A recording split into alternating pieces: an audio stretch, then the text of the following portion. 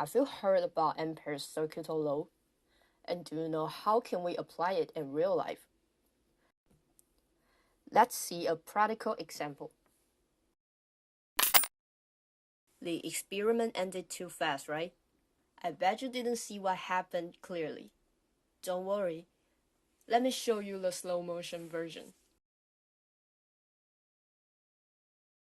As you can observe that the small magnet was emitted to hit the coins. And actually this kind of device is called coil gun. It's easy to make a coil gun. All you need are some batteries, a coil with a straw and a magnet, and finally a multimeter just to check the voltage. Before explaining how this experiment works, we're going to introduce some principles that we need to know and will be used later. Now, let me introduce Ampere's circuit law. In Oersted's experiment, he found that if we put compass needle near the wire without electric current, then it keeps normal. But if it is a wire with electric current, the compass needle will deflect. So we know that the electric current will generate magnetic field. Then how do we know the direction? We can use Ampere's writing rule to determine the direction of magnetic field.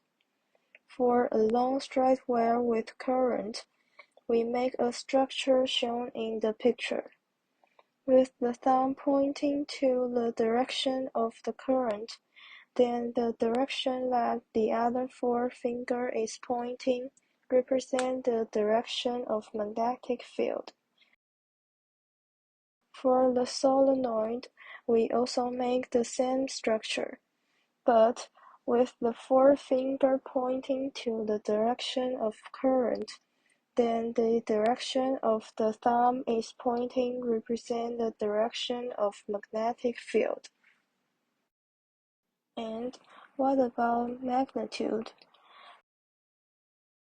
By Ampere's circuit law, we know that the magnetomotive force is equal to total current.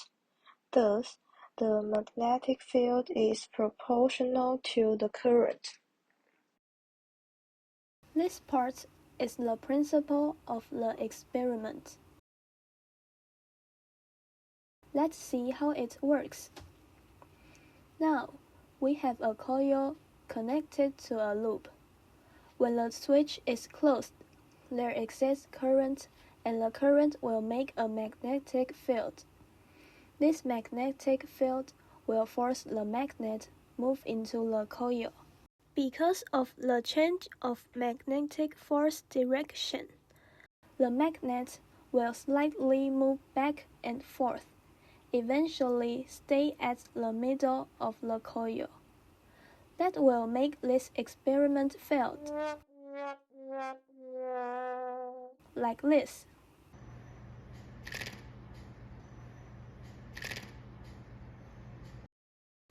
So, we need to add a step.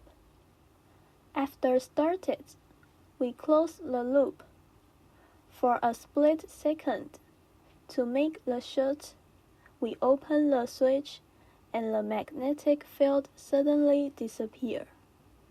By inertia, the magnet will still move forward and hit the coin tower. Then we make it.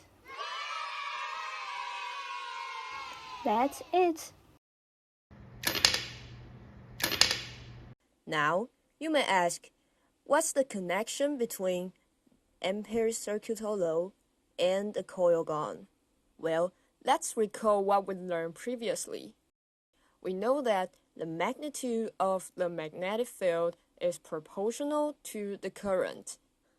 Therefore, the larger current we apply on coil gun will cause the larger magnetic force on the magnet, and thus the speed will be faster. So that's why Ampere's circuital law is important for this experiment.